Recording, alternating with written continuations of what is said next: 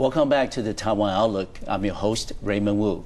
In this segment, we're continuing our discussion with two very special guests who have firsthand knowledge about senior citizen care in Taiwan, with Ms. Sandy Chu and Ms. Xenia Chang.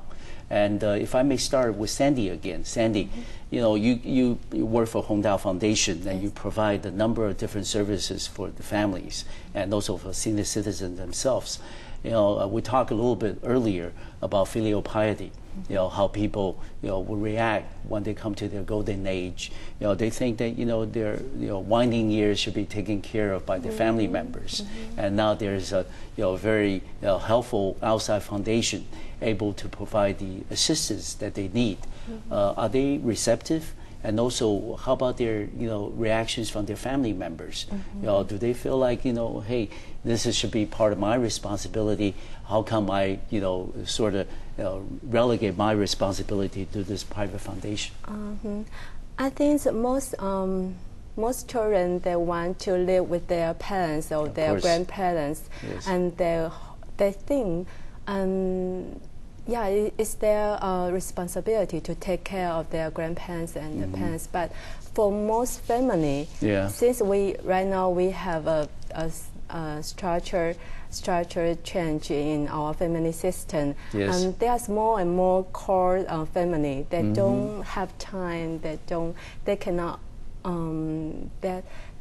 live with their parents because, you know, it's too hard for them to live together. But indeed, we have awards for every year to award for the third generation when resident together.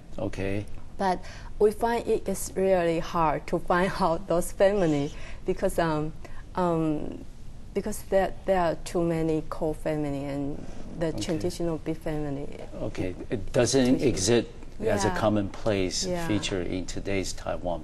And also, Xenia, let me ask you, in your production process of this documentary, do you find the family members of senior citizens very open and welcome the kinds of services provided, for example, by Hondao Foundation, or are they a little reluctant, or they rather seek other sources of help or assistance from other organizations than private foundations?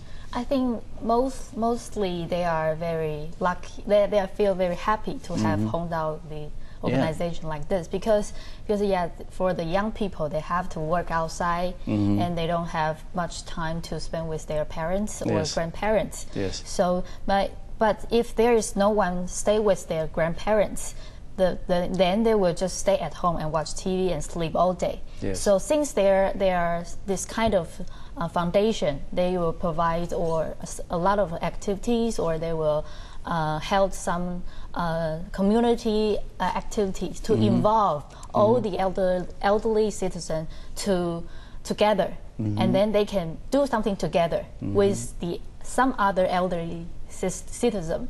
So I think the family members themselves are feel very happy to have this kind of foundation rather than nursery home. Because for the nursery, you just put the elderly people down there. You don't stay with them. You don't. You just put them there. So this is not. This doesn't make sense because you just put some man to another place. So compared to the nursery home, I think most of family members, they are very happy, and they really feel that it's great to have this kind of organization to promote, to arouse people's attention toward senior citizens, their maybe interest. To involve them to community. I think the two of you brought up a very important concept in terms of engagement. When people get old, of course, they retire from their work, and they may be once a very busy executive in a major corporation. once they retire from their active duties, they feel like they are disengaged by the society. They're not in their normal routines anymore, and they need to have another emotional outlet, in addition to their family members. So I think Hondao Foundation can provide that type of service to senior citizens and fill that gap. And in terms of your experiences in working and helping the seniors, what kinds of problems do you think the seniors have, in addition to feeling neglected or disengaged from the society? What other problems? I mean, of course, medical is one thing. How about those other problems they may encounter? I think is the most people's stereotype is most people feel like elderly people are useless, and they are. We have a very interesting program like called Senior Simulation Program. We have developed this a set of 棚主体验包. Using this 棚主体验包, we let the youth to experience what they will be when they are at 75 or 80 years old. And after when the youth participate from this program, that they will change their stereotype. And in the beginning, they might think that elderly people are too lazy. They are just stay at home and watch TV, reading the paper, or sleep all day. And from this program, they can understand and understand the elderly people's their problem, and they will like to have more patience with their grandparents and care about with the elderly people. Xenia, that's also your observation from the film? Not exactly, but one thing I want to add is that for our society, like I think the elderly people, they will encounter some problem, like the insurance companies, they don't provide any insurance to those elderly people. And some buses, they don't wait for those elderly people. They just ignore them. Otherwise, those elderly people, they want to go out to play. They want to travel. They want to have a little short trip. They want to live. Yeah, they want to live. However, the people like us, or like the bus driver or the insurance company or some travel agency, they don't give them a chance to live like normal people. They just treat them like useless trash or something like that. I don't think it's a fair. Of course not. Yeah. So it's very rude to treat them like that. Yeah. Yes. So from what you're given the comments so far, that you believe that education on this aging problem in Taiwan is much needed today, and do you think the government is doing something, in terms of educating the public about this aging problems that we have in Taiwan? Sandy? I think our NGO have the responsibility to change the government image, because our government have started long-term care 10 years plan, and the government try to help the family with the disabled elderly people. If they can, for example, they can go to their city long-term care center, ask for help, such as home care service or daycare service. But that's only the government can do. But I think our responsibility is to advocate or educate the public and even the government to care about to have further steps for those elderly people. But also the government also set up a lot of community care station in every community. Right now we have almost 2,000 community care stations in Taiwan. Yes.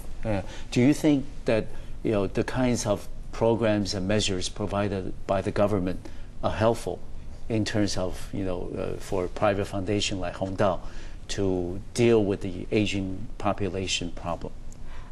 Yes, I think the government tried very hard to help the elderly people, especially the disabled or disadvantaged people in Taiwan, elderly people in Taiwan.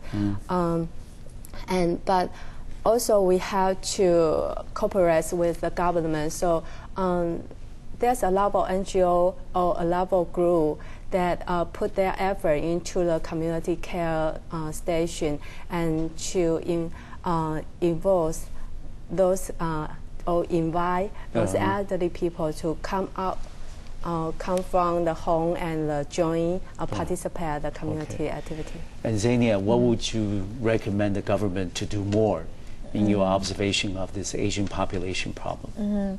I think the most important thing is to justify that people's perspective toward the elderly people, because since we all have the stereotype like the elderly people are weak, they're useless, they are, something like that. And so I think the most important thing and the first priority would be to justify those stereotype imagination.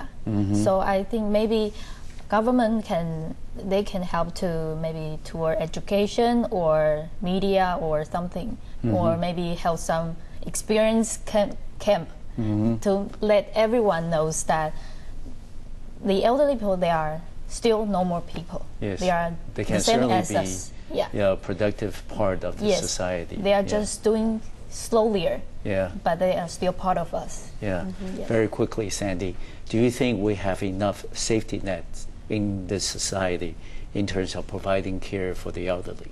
Of course not. Okay.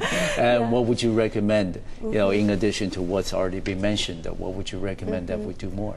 I think we have to set up a comprehensive long-term care system, and also we have to encourage more elderly people to participate in the community activity. And we believe that all people, no matter their age, no matter they might be retired or have the illness or disabled, they still can be remain active contributor to their community and to the society. Okay. And when we'll come back to the Taiwan Outlook, I'm going to turn my attention back to Xenia. I'm going to ask her about the film that she has produced, The Grand Riders, and how that project was started and what that project is intended to do in terms of the aging population problem in Taiwan. We'll be right back.